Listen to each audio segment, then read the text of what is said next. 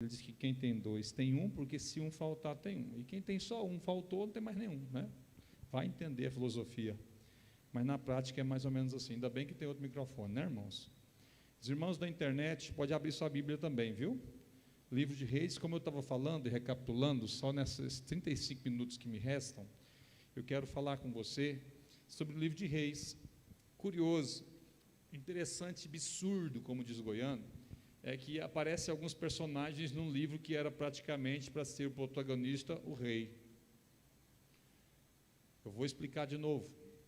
O livro que seria apenas de relato de reis, irmã Adna, missionário Dene, pastor Eloene, irmão João, o livro que era para ser só os episódios brilhantes e os feitos dos reis, os vaidosos reis da época, aparecem alguns elementos e roubam a cena. O livro dos reis é como crônicas, era para registrar apenas os registros do palácio, registros oficiais, por exemplo, diário oficial da manhã do Palácio do Alvorada. O que o presidente define é lançado e publicado no diário oficial da manhã. Para você ter uma compreensão profunda sobre a história bíblica, quando você lê 1 Reis, 2 Reis, quando você lê Crônicas, 1 Crônicos, 2 Crônicas, seriam relatos oficiais do palácio ou da nação, assuntos que repercutiriam de uma forma nacional para o povo de Israel. E os grandes protagonistas, os grandes centros das atenções de 1º, 2 Reis, 1 Crônicas, 2 Crônicas, deveria ser os reis.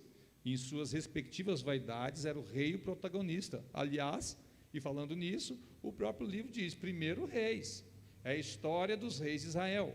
Mas o que mais me chama a atenção é que em plena história dos reis de Israel, aparece alguns elementos surpresas na história, a saber, profeta Elias, outro, profeta Eliseu.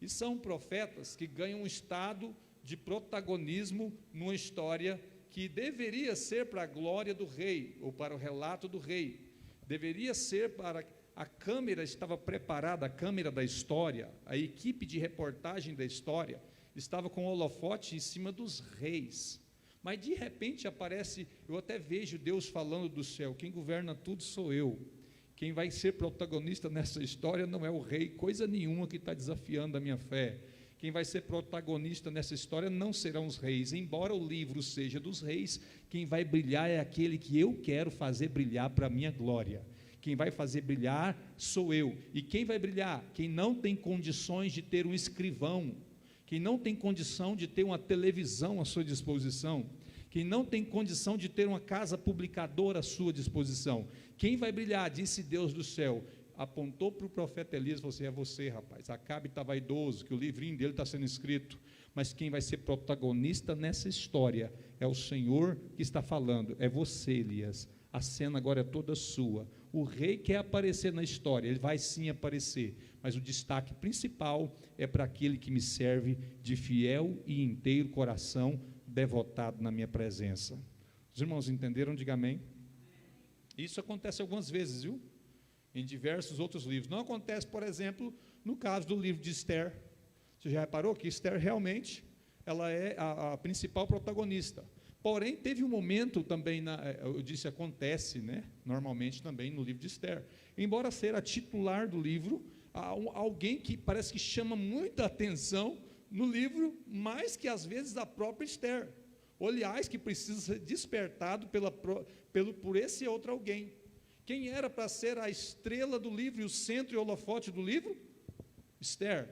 Quem mais aparece com evidência e fica registrado na história, sua história de fé, resignação, luta e humildade perante o Senhor e fé em Deus? Mardoqueu. E assim Deus vive fazendo. Tem muita gente que faz um castelo para ele, mas mal sabe que os tempos e as horas, as ocasiões e as oportunidades vêm sobre todos, e quem aponta o dedo e dá a última palavra final é Deus. O que eu quero dizer com isso profeticamente para você? Você pode estar se sentindo alguém no banco do passageiro lá de trás do ônibus, mas se o Senhor quiser fazer uma reviravolta na história, o ônibus pode até ter o nome de outra pessoa, mas é o seu nome que será o porta-voz que glorificará o nome do Senhor na história no momento que você está vivendo. Você pode estar numa empresa de alguém que é até ímpio, que está escrevendo uma linda história, mas se o Senhor quiser, Ele alça o seu nome na história e te faz aparecer no cenário, por exemplo, como Daniel, que foi alçado da história, colocado como sábio governador de todas aquelas províncias, passa rei e vem rei, e ele continua sendo exaltado. O livro de Daniel não foge muito à questão, porque realmente o livro de Daniel mostra o brilho de Daniel. Mas por quê? Você vai ver o próprio Deus falando com ele quando ele vai orar, Danilo. Varão muito desejado, não temas, porque eu sou contigo. Um homem que orava 3 vezes por dia, um homem que buscava fielmente a palavra do Senhor. Então o livro não é desvirtuado. O autor principal, ou a personagem principal e intextuário do livro, a saber Daniel, continua em evidência. O único nome que você vê em maior evidência do que o de Daniel em toda a Bíblia é o nome do Senhor Deus de Daniel, que levantou e exaltou Daniel. Glória a Deus. E Deus pode fazer isso comigo e com você. Você crê nisso? Diga obrigado, Jesus. Pastor, mas eu não tenho igreja, eu não tenho oportunidade, eu não tenho Facebook igual da igreja. Deus pode usar um Facebook da igreja, rapaz, e nós ficar só de plano de fundo na história. Deus sabe o que faz. Deus pode pegar um pequeno homem e fazer ganhar destaque na história. Preste muita atenção. Isso aconteceu aqui em Goiânia. Não falo o nome da igreja, não falo o nome da pessoa, do líder, mas o líder lançou um trabalho muito lindo, muito bonito, muito maravilhoso, mas lindo demais mesmo, lindo de, meu Deus, arrebatador, inovador e arrebatador, lindo, profético, maravilhoso, incrível.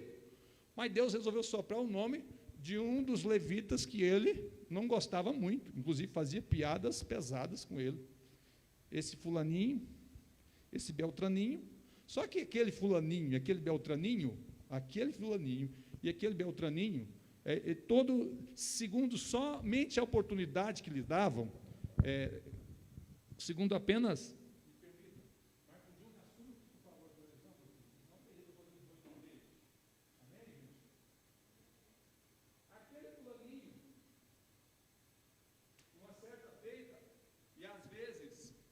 Às vezes acredita até ameaçado, porque dependendo da posição que você está, você é cobrado resultado, e dependendo desse resultado, se ele não vier, você é ameaçado. E numa dessas idas e vindas, dessas brincadeiras e ameaças, esse personagem simplesinho resolveu, hoje eu não responsabilizo pelo estado dele hoje, eu estou falando do que Deus fez ontem, tá? É igual a história de Salomão, foi tremendamente alçado e abençoado por Deus, de repente lá na frente desviou, não tem nada a ver com isso, eu estou falando do que Deus fez lá atrás. Esse rapazinho, que era inclusive uma piadinha na boca desse grande líder, certa feita entra num quarto e escreve essa canção aqui, ó. Eu preciso aprender um pouco aqui, preciso aprender um pouco ali. Conhece? Eu preciso aprender mais de Deus, porque Ele é quem cuida de mim. Conhece? Canta comigo, vai. Se uma porta se fecha aqui, outras portas se abrem ali. Eu preciso aprender mais de Deus. Canta comigo só para terminar, vai. Porque Ele é quem cuida de mim. Deus cuida de mim. Lembrou de quem eu estou falando agora? Lembrou? Deus cuida de mim, na sombra das suas asas. Deus cuida de mim. Eu amo a sua casa e não ando sozinho, não estou sozinho, pois sei, Deus cuida de mim. Quantos já foram cuidados por Deus de uma forma surpreendente? Dá uma glória a Deus aí. Estou contando parte da história, lógico que os seus autores é que devem contar com maior propriedade, mas eu estou apenas fazendo um retrato para você, de que ainda que o homem queira te apagar em uma história, o Senhor, que é autor de todo o destino, é que sabe aonde vai escrever o seu nome na história. É o Senhor que sabe o que está fazendo na sua vida. Embora você não entenda, e embora você pode, às vezes, não estar num determinado destaque, o Senhor é que governa tudo na história e todos. Quantos podem dizer amém? Amém. Agora, quem é, depois vocês investigam, que vocês vão saber quem que é, viu? Ninguém quase conhece essa pessoa, depois vocês investigam. 1 Reis, capítulo 18, verso 22. Então, eu disse para você que era um livro para contar a história de rei. E a outra grande dúvida que os crentes têm em toda a terra, assembleianos, pentecostais, não pentecostais, tradicionais, é que a gente sempre pensa que o ungido de Deus na história de 1 e 2 Reis é quem? Fala rápido, sem pensar aí. O ungido de Deus no livro de 1 e 2 Reis é quem? Eliseu. Todo mundo pensa. Porém, não. O ungido de Deus, acredite, eu estou te falando de um Deus que muda as coisas de lugar, que pega o fiel e coloca como protagonista. Mas o verdadeiro ungido de Deus no texto é, a saber, o rei Eliseu, o rei Acabe. Olha a linguagem travando. Você sabia que o Acabe, o desviadão, marido de Jezabel, ele que era o ungido? Você sabia, irmão? Você pode não ser ungido rei de Israel, mas se você for fiel ao Deus que unge, Deus honra e muda a sua história. Deus coloca em evidência a sua história. Não sei por que eu estou falando isso, mas só estou fazendo uma pincelada. A ideia é só explicar o contexto de livro de 1 Reis, 2 Reis, e 1 Crônicas e 2 Crônicas. Mas agora vamos para a história que está lá? Vamos para a história? Todo mundo sabe que Elias profetizou uma maldição sobre Israel, né? Todo mundo sabe. Segundo as palavras dele, né? Foi um pouco vaidoso também, ele foi um pouco orgulhoso e disse, eu soube a minha palavra, não vai chover, tarará, tá! Lançou a palavra, e a palavra profética cumpre. Fala comigo assim, cuidado com o que você fala. Cuidado mesmo, porque preste atenção, a primeira lição, quem profetiza bênção, vai colher da bênção profetizada, porque a palavra não, saída da boca, ela não volta atrás. E principalmente cuidado com o que você profetiza sobre a igreja. Cuidado, porque você será participante daquilo que saiu da sua boca. Se Elias tivesse vindo aqui no culto, ironicamente falando, do povo eleito, e ouvisse essa mensagem que você vai ouvir agora, eu tenho quase certeza plena que ele não profetizaria 3 anos de seca em Jerusalém, em Israel, desculpe. Na sua ira, cheio da sua indignação, ele não profetizaria. Por quê? Porque aquilo que você profetiza, repete comigo assim, o que eu profetizo, vamos mudar a ordem, fala assim, eu como do que eu profetizo. Fica falando para você ver que não vai dar certo, vai, experimenta. Fala assim, esse marido meu, Deus tem que provar ele. Fala, boba, você vai estar junto, debaixo da chincha. Você também, marido. Deus tem que mostrar, quebrar aquele vaso. Viu? Cuidado, homem, você vai ser quebrado junto. É assim que funciona. Em toda a história é assim. E Deus permite. Tem muito crente iludido com querite, irmão, que acha que é o lugar da provisão. Ó, aguinha e bifinho que o urubu trazia. Pensa bem, irmão, abutre trazendo. Vocês acham que a abutre estava fazendo mágica? Não, era o urubu mesmo. Repare o cenário, não precisa pensar muito não, nós pentecostais temos a ilusão de criar assim, será que o urubu era um anjo? Que é isso, irmão, presta atenção no texto, era fome sobre a terra, era gado morrendo todo dia, desnutrido. Onde você acha que os urubus achavam os bifão? Pensa, você vai ouvir pouca gente falando isso para você. Aonde você acha que os abutres, os urubus lá, achavam os bifão para trazer? Na novela lá de Jezabel, parece que o urubu vinha voando assim, numa paz, tinha tão uma trilha sonora. Taran, taran, tarararará. Aí Elias faz assim, ó. Aí o bifão cai, ele solta o bife. E Elias, obrigado, Deus. Bonito, bela cena na novela, mas não era assim, não. Às vezes, era o único lugar que tinha água, tirando o Jordão, era o único lugar que tinha riacho. Para começar, Danilo é experiente nisso. Vai na beira de um corguinho para você ver, irmão, o tanto de mosquito que vai te pegar. Querite era um lugar de tormenta, acredite, de prova de Deus, para Elias aprender a profetizar coisa boa, irmão. Quer ser bom demais, quer ser crente demais, Deus está sobre ele sim, Deus ouve sua oração sim, mas não desafia Deus. Está escrito, não tentarás o Senhor teu Deus. Aquele querite não foi nada confortável. Agora imagina, só os mosquitos já dá para desistir, né? Agora pensa em outra coisa, Danilo, o último fietinho de água no meio da seca, quem que ia beber água lá, irmão? O resto do bicho, tudo que estava vivo, ia para onde? Para aquela água.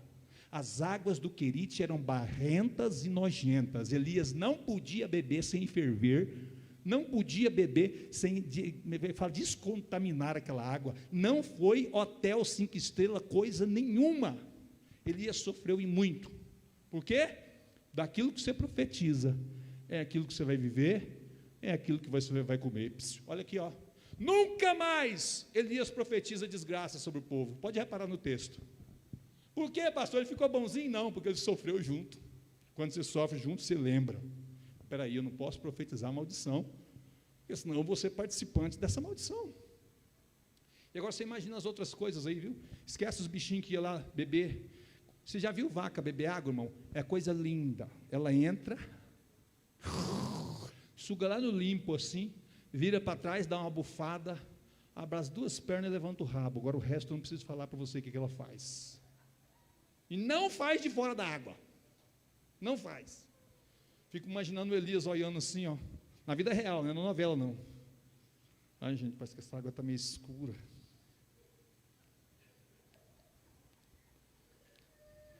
Agora você acha que, peraí, vem cá, vamos ser inteligente. Inteligente. Fé inteligente. Você acha que o urubu ou o abutre lá vinha voando e soltava lá de cima, assim, acertava na mão de Elias? Psiu. Cuidado. Eu tenho quase certeza que de vez em quando Elias corria com um pedacinho de pedra atrás do urubu, que ia beber água, no único lugar que tinha água, e o urubu tinha que largar o bife e sair correndo, irmão. Você está duvidando? Imagina. Deixa Deus revelar sua mente. Não existe magia no Evangelho e nas Escritas. É lógico que o escritor não dá a entender tudo isso, ele poupa alguns detalhes, mas assiste um programa de sobrevivência que você vai ver mais ou menos como é que é. Não é muito diferente, não. Eu acho que Largados e Pelados foi inspirado numa história tipo como essa, só porque com roupa, né? Roupa de couro, cinta grande, gente de crente mesmo, e não estava com aquela farra toda, não. Eu estava ali por um propósito. Só até aqui você já entendeu? Diga amém. Levanta a mão direita para o céu e fala assim: eu não vou profetizar maldição sobre ninguém, porque senão eu vou participar dela. Ô, irmão, é tão bom você falar assim, ó, Deus vai te restaurar. Aí você nem sabe, talvez tenha um menino seu que está, amigo, oferecendo droga para ele lá. Você vira para um rapaz que está drogado e fala assim: em nome de Jesus, Deus vai te tirar da droga. E você nem sabe, de repente o Espírito Santo vai lá e visita seu filho sai daquela rodinha onde o povo está oferecendo droga para ele. Sabe por quê? Você está profetizando vida. Então Deus, existe uma lei da semeadura com Deus, o que o homem planta, isso ele colhe. Senhor, pesa a mão nela, Jesus, para ela saber que ela tocou numa ungida. Vai, meu filho, cuidado. A Bíblia diz que nós temos que ser misericordiosos. Quem é misericordioso recebe misericórdia. É mais ou menos assim. Tem dia que eu oro para um camarada que me deve, que me acusou, que eu devo ele. Olha como é que eu começo a orar, quando eu lembro de Elias. Senhor, eu te peço, Senhor, ajuda ele a pagar as dívidas dele, Jesus, ajuda. Tem dia que eu estou andando aqui nesse corredor orando, que dá vontade de amaldiçoar tanta coisa, missionário. Sinta a unção de Deus assim, a gente sente igual Elias. Agora aquele camarada vai. Quando eu vou abrir a boca para profetizar, quem sabe até um castigo, eu lembro de Elias e falo: Senhor, ajuda ele a pagar as contas dele, Jesus, ajuda. Por quê? Porque se ele Deus ajudar ele a pagar as contas, acaba que uma hora vai me pagar também. Amém?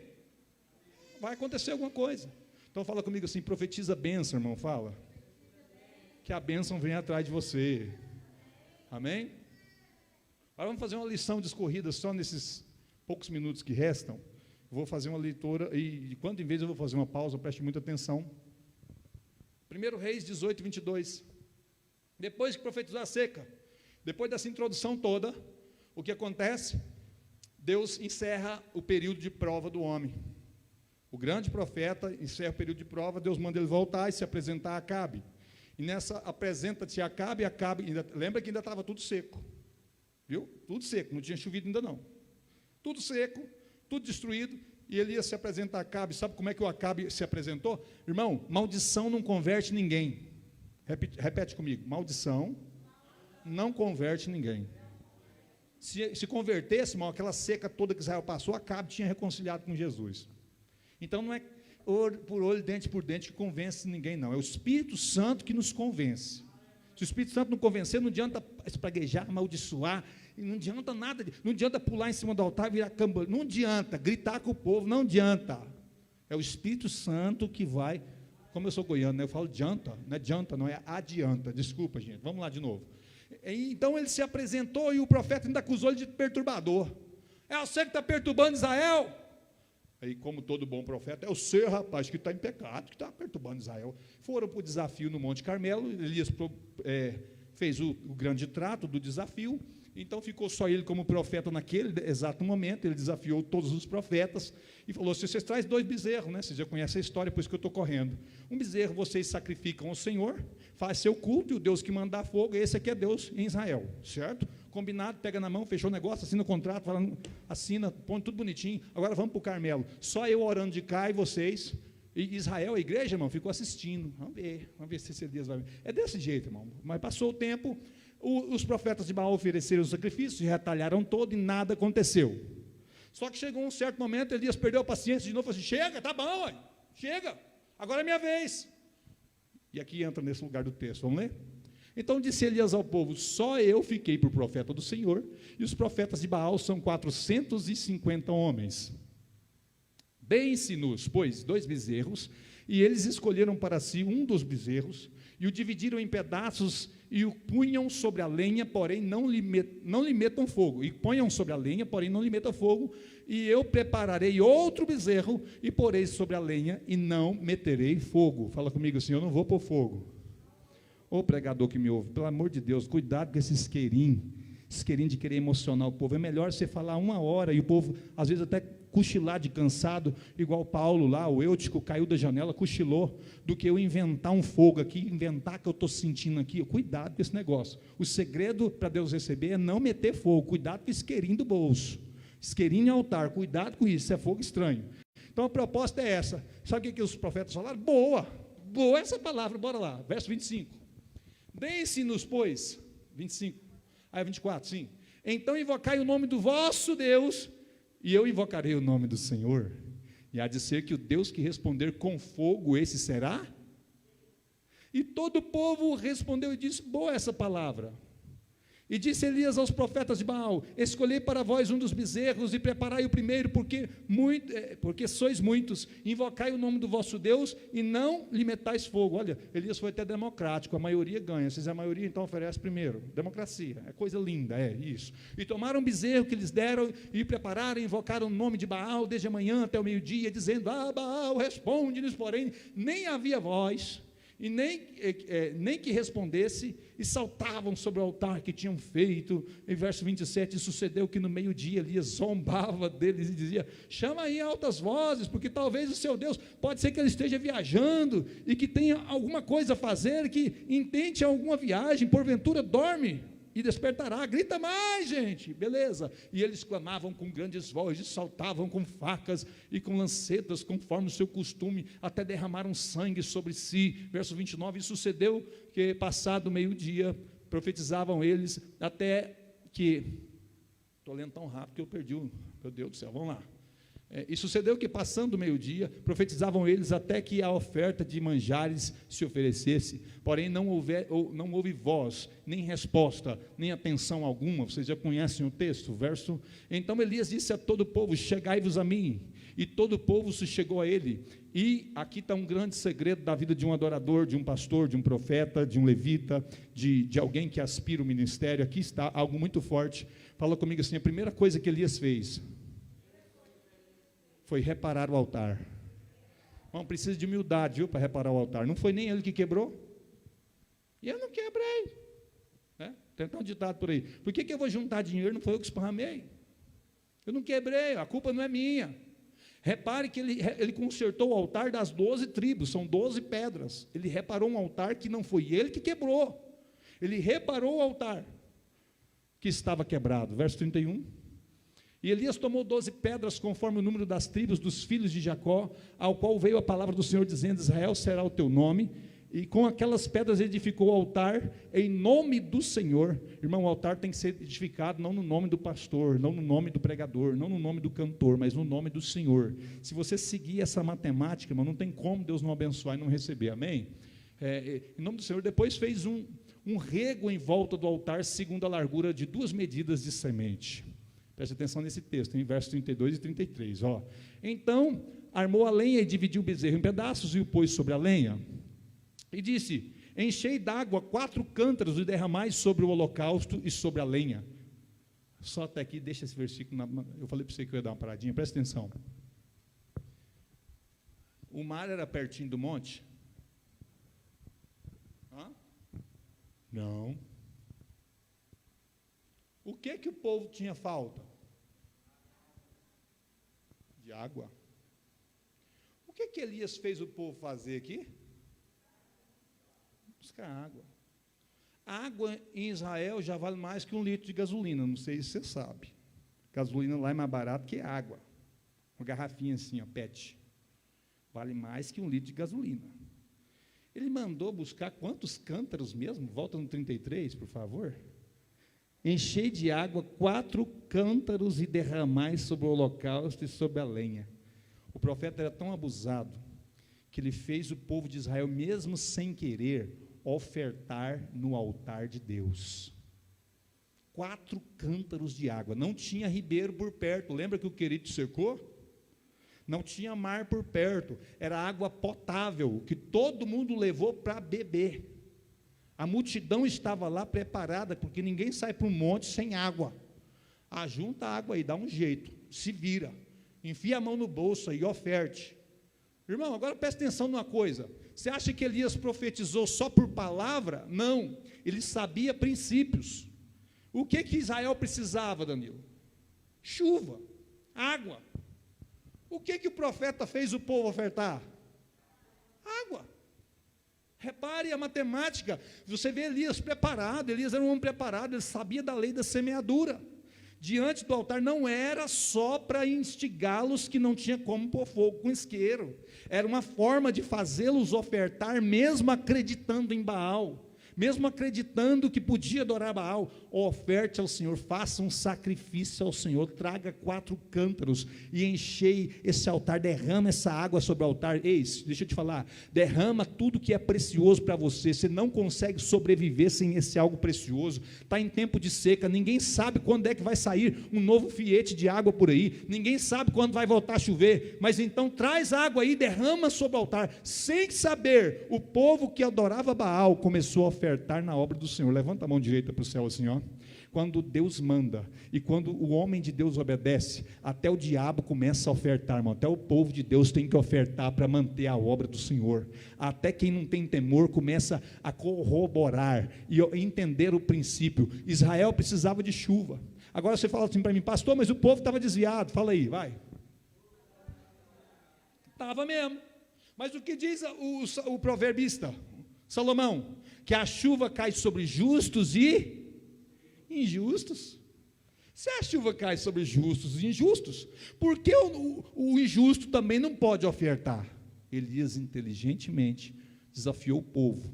Eles pensavam assim, para o fogo não cair de qualquer forma. Não, Elias foi estrategista também, fez a nação ofertar água, porque a água também cairia sobre a terra. Amém, irmão?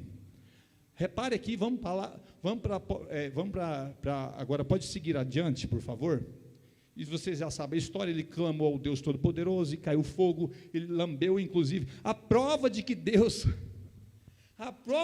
recebeu a oferta, é que o fogo queimou o holocausto, e diz o texto que lambeu, não evaporou não, Dines, o texto diz, lambeu a água que havia. Se você prestar atenção nas riquezas dos detalhes, é o mesmo que, traduzindo para você, Deus recebeu aquela oferta.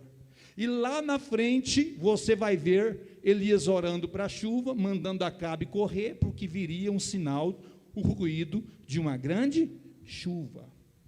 Está certo ou está errado, irmão? Não, vocês estão com dúvida, então vamos ler. De maneira que a água corria ao redor do altar e ainda até o rego encheu de água. Vamos ler rapidão, porque o tempo está acabando. Vamos lá. E sucedeu, pois, que oferecendo-se a oferta de manjares, o profeta Elias se chegou e disse, ó Senhor, Deus de Abraão, Deus de Isaque e Jacó, manifeste-se hoje que tu és Deus em Israel, e que eu sou teu servo. Era vaidoso o homem, rapaz, queria mostrar para Deus que ele era servo também, e que conforme a tua palavra fiz todas essas coisas. Verso 37, responde-me, Senhor, responde-me para que esse povo conheça que tu és Senhor, Deus, e que fizeste tornar o seu coração para trás. Verso 38, então caiu o fogo do Senhor e consumiu o holocausto. Repara que o fogo consome, né? O fogo queima ou não queima, irmão? Se eu pôr um papel aqui em cima e acender o fogo vai consumir o papel, sim ou não? Mas repare, consumiu o holocausto, a lenha e as pedras e o pó, e ainda consumiu também, não está escrito aqui? Evaporou, não? Lambeu. Isso não está por acaso na palavra, irmão. Deus recebeu aquela oferta instaurada por Elias. Deus fez o povo ofertar, ainda que não tivesse de coração íntegro para Jeová. Deus fez e o povo ofertou. E o fogo lambeu a água que estava no rego. Vamos ver o verso 38, 39. E todo o povo vendo, caiu sobre os seus rostos e disse: só o Senhor é Deus, só o Senhor é Deus. E foi uma festa, apesar que no outro dia esqueceram. Mas vamos passando para frente aí agora, até quando Elias manda, por favor, está poucos versículos à frente. Elias manda Acabe comer depressa e entrar no seu carro, porque já vinha sinal de grande chuva. Isso, perfeito. Aqui aquela música Faz Chover já tinha sido inspirado, a nuvem do tamanho da mão de um homem, já que virou canção, né? Eu já pulei essa parte, porque vocês já conhecem, tão cantada que vocês já sabem, né? Já pulei essa parte, não pulei? Isso, então, Elias vira para o rei, Elias vira para o rei, porque ele sabia que havia uma semeadura lá atrás. Estende a mão assim, ó. Eu não posso pular essa parte. E vou te falar algo que eu ouvi de Deus. Deus paga. Deus não fica devendo nada do que você faz para Ele. Um dia eu estava trabalhando muito numa igreja, entregando panfleto no sol quente, e todo mundo me chamava de bobo, eu andando para um lado para o outro, e até familiares falavam: você é pombinho de igreja, rapaz, você é invocado demais com a igreja, cuidado, o pastor não está nem vendo o que você está fazendo. E um dia eu fiquei 6 meses ouvindo a mesma coisa. Você chega um tempo e você fala assim: é mesmo, gente, misericórdia, santo Pai, eu estou doido, meu Deus. E o Senhor virou para mim e disse assim: meu servo, te pagarei cada centavo do que você está fazendo na minha obra. Olhei para um lado, olhei para o outro, e falei assim: Jesus, aqui tem dólar, aqui tem real, aqui tem ouro, tem prata, mas eu sei que o Senhor é dono disso tudo, então o Senhor vai fazer, porque de onde eu não sei, te pagarei cada centavo. Lei da semeadura. Israel ofereceu, mesmo sem entender direito, o princípio da oferta no altar. Ainda que você não entenda, ainda que o marido de uma mulher não entenda que ela está ofertando, não é para pastor, ainda que Israel não entendia nem o que estava fazendo com a água, Deus não deve nada a ninguém, quem planta, colhe. E olha só, então disse Elias a Acabe: sobe, come e bebe, comemore, porque ruído há, o barulho há de uma abundante chuva. 3 anos e meio sem chover, irmão. Elias falou isso aqui para o homem, lógico, depois da resposta de Deus, né? E Acabe subiu a comer e a beber. Acabe era sem vergonha, irmão. Chamava Elias de perturbador de Israel, mas quando a profecia era boa, missionário, eu sou fã da missionária, porque ela deu um recado de Deus assim para mim, ó, que Deus vai me honrar, que Deus vai mandar chuva, que Deus vai... Mas você não estava nervoso agora com a missionária que disse que Deus ia pesar a mão? Irmão, aquela lá é a profecia da carne, ela estava meio desviada, agora ela converteu, ela profetizou bênçãos sobre a minha vida. Tem gente que é assim, Acabe é esse personagem. Acabe está chamando o homem de perturbador, está perseguindo o homem para matar, aí quando vem a profecia boa, ele acredita. Até quem não reconhece que você é homem ou mulher de Deus, sabe lá no fundo que você é. Ele acredita e sobe para comer e beber, comemorar. Mas Elias subiu para o cume do Carmelo e fez o que, gente? Sabe o que eu acho interessante no texto bíblico? Preste atenção. Elias disse, segundo a palavra dele, não foi que não ia chover? Foi ou não foi? Aonde você errou é aonde você tem que consertar. Repare, ele precipitou e disse, segundo a minha palavra, não vai chover. Foi ou não foi? E ele pega e lança emocionado de novo outra palavra, só que agora com o intuito de reparar. Estende as 2 mãos para cima, assim, ó. E falou assim: a mão que estraga também precisa reparar. Depois de ver aquele mover, aquele livramento de Deus e fogo que desceu, Elias, cheio, né, daquela alegria, falou assim: sobe, bebe, come, porque já ouço o som de uma grande chuva. Deus já tinha mostrado a chuva para ele, irmão? Deus profetizou assim: eu vou derramar chuva aí, meu servo, agora vai lá e fala para cá. Foi? Do mesmo jeito que ele profetizou a seca, Deus esperou ele profetizar também a chuva. Mesmo sem mandar, ele profetizou seca, E mesmo sem Deus literalmente mandar, ele vai e profetiza a chuva. Mas agora, olha o que acontece. O Senhor mandou ele se apresentar a Acabe. A gente tem uma indução do texto, que nem tudo que Deus falou está no texto. A gente entende claramente que às vezes o Senhor falou no coração dele. Mas se o Senhor havia falado de verdade no coração dele, por que ele foi orar pedindo a Deus chuva de novo? Porque no mínimo ele adiantou, no mínimo ele precipitou, dizendo que já ouvia o som de uma grande chuva. Por isso ele subiu para o monte do Carmelo e se inclinou por terra e meteu o seu rosto entre os joelhos e começou a orar, né? E aqui vem agora vem a canção inspirada: faz chover, abre as comportas do céu, lembra?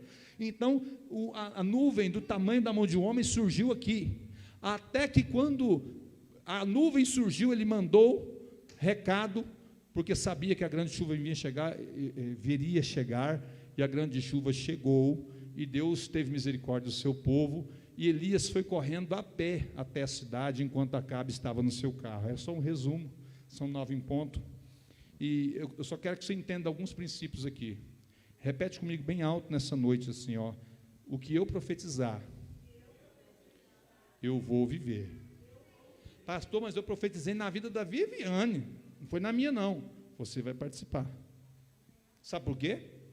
Porque se você não participar das ruínas que profetiza, você vai continuar profetizando ruína para sempre. Se você não sentir a dor do seu irmão, do que você profetizou, você vai continuar profetizando coisa ruim. Então Deus é um didata, um professor que ensina Elias: quer viver feliz na terra? O homem comerá do fruto dos seus lábios. É bíblico. O homem comerá do fruto dos seus lábios. Fica de pé, em nome de Jesus. Quando eu digo homem, eu falo a mulher também, viu? Fala assim: o homem e a mulher. Não, ficou muito baixinho. Fala assim: o homem e a mulher comerá do fruto dos seus lábios. O que você anda profetizando na sua casa? Eu vivo falando que o Juninho é lento para arrumar para vir para o culto. Até hoje ele não ficou rápido. É lógico, eu vivo falando que ele é lento. Né, meu filho? Mas agora ele está mais rápido. Por quê? Porque eu estou parando de falar. Eu falo: meu bem, vai você lá. Eu não vou parar de falar aqui. Ele não está rápido. Meu filho está rápido, em nome de Jesus. Amém? Rápido. E não estamos chegando atrasados. Glória a Deus. Amém? Cuidado com o que você vive falando. Você vive falando assim: agora não dá mais. Agora a vaca vai para o brejo. Cuidado que ela vai mesmo. Cuidado que a vaca vai para o brejo mesmo. Não, agora não dá mais. Agora isso não tem jeito. O Brasil não tem jeito mesmo. Por isso que está aí, ó, o Fachin dá uma facada na Constituição e atropela a moral de todo mundo. Por isso. Porque vive cheio de brasileiro dizendo: não tem jeito, Brasil não presta, Brasil é corrupto mesmo, o Brasil é isso. Começa a profetizar, irmão, coisa boa nessa pátria, que você vai comer daquilo que você está profetizando. Pastor, isso só vale para o povo? Não, isso vale para a igreja que você está. Vira as mãos para os 4 cantos, fala assim, ó: igreja vai ficar tudo arrumadinha, fala. Isso tem poder na sua casa também vai ficar tudo arrumadinha em nome de Jesus. É assim, sabe? As palavras vão fluir do altar, Jesus. Quando alguém estiver pregando aqui, estende a mão e fala: usa Jesus. Sabe por quê? Você está plantando. Quando você subir aqui também, outra pessoa vai levantar a mão e falar assim: usa Jesus. Amém? É por aí. Se você derrama, o que você derrama no altar de Deus, você colhe. Então você que às vezes é chamado de bobo, porque investe, trabalha, ajuda na obra, e às vezes nem é reconhecido, não te preocupe, o Senhor, seu Deus, vai fazer a água que você derramar sobre o altar, cair sobre a sua terra, sobre o seu quintal, sobre a sua plantação. É matemática de Deus. Deus vai fazer. Amém, irmãos? Quantos de verdade aprenderam algumas coisas nessa noite? Levanta a mão para o céu. Não queira a experiência do Querite. Eu era daqueles que acreditavam que o Querite era um hotel 4 estrelas. Afinal, foi isso que me ensinaram a vida toda, sabe? Oh, o Querite de Deus está chegando e o povo da glória. Cuidado, irmão, misericórdia. Aí um dia eu estava numa prova muito grande, Danilo.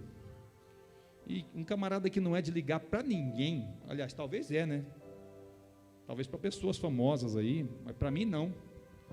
De repente ele me liga: a paz do Senhor, pastor Marcos. Eu falei: paz do Senhor. Quem é? É o pastor Mac Anderson. Pastor Mac, tudo bem, pastor? O senhor está bom? O senhor está bem? Não vai desligar para ninguém? Pastor Mac, vai perdoando aí, viu? O senhor vê depois. Então, estou bem. Eu que devo a honra da sua ligação? Não. É simples.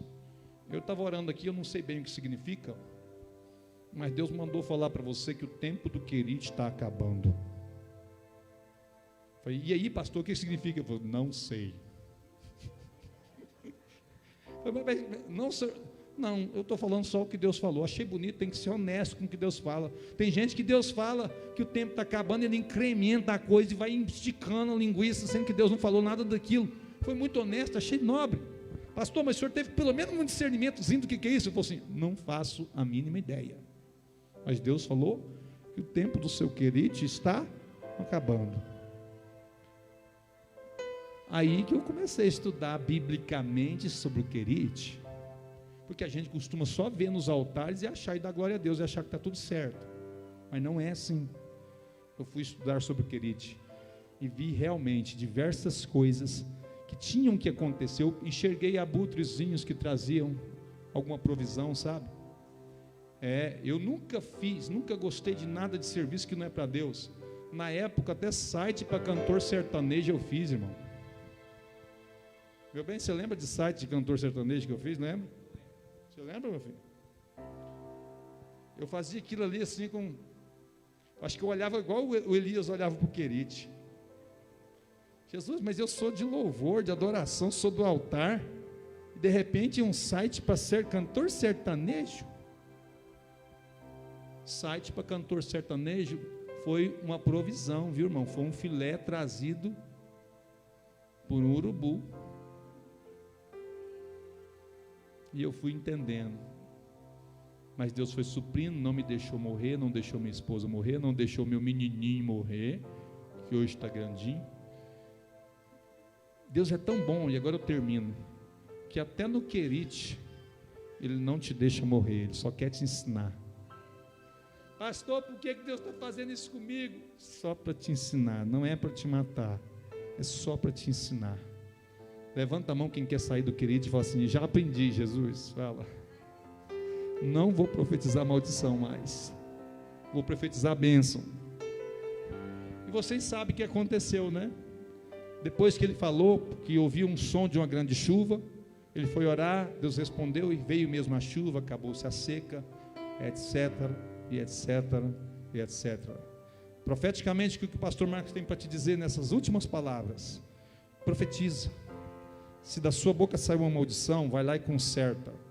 Diz para ela assim, eu falei isso de você, mas agora eu quero dizer que não. Vai vir uma grande chuva. E eu profetizei seca, então vai vir uma grande chuva. Qual foi o Acabe que você desafiou? E falou para ele que Deus ia mandar seca. Volta lá nele. Fala assim, eu ouço o som de uma grande chuva. Qual foi? Quem sabe a esposa falou para o esposo, ou o esposo falou para a esposa, eu não te admiro mais, você não me agrada mais. Volta lá nesse Acabe existencial da sua vida e diga, vai chover, eu vejo sim um futuro em você, eu acredito em você, Deus vai te honrar, Deus vai te levantar, minha mulher, homem, Deus vai te levantar, marido, Deus vai te levantar. Vai lá, profetiza. Talvez você já disse que o seu filho não tem jeito, volta para ele e fala assim, tem jeito sim. Eu profetizo vitória, eu profetizo que vai levantar, eu profetizo que vai dar muita alegria. Profetize, irmão, profetiza até o vale de ossos secos, ouve a voz do Senhor, então seu marido também vai ouvir. Levanta a mão para a igreja, quem sabe um dia você já ficou triste com alguma coisa, levanta a mão para esse altar que você esperou ver até seco, e fala assim, vai sair rios de águas vivas desse altar, em nome de Jesus, vai sair rios de água viva da sua vida. Você não é mulher estéril, não, você é mulher frutífera. Você não é homem estéril ministerialmente, você é um homem de muitos frutos em nome de Jesus. O que você falar, você vai viver. Vira para esse irmão que está perto de você e fala assim, o que você falar, você vai comer. Mais uma vez, pelo menos uns dois assim, o que você profetiza, você vai viver. Que tal começar a profetizar, hein? Levanta a mão para nós terminarmos. Eu vejo uma pequena nuvem, vai orando, do tamanho da mão de um homem.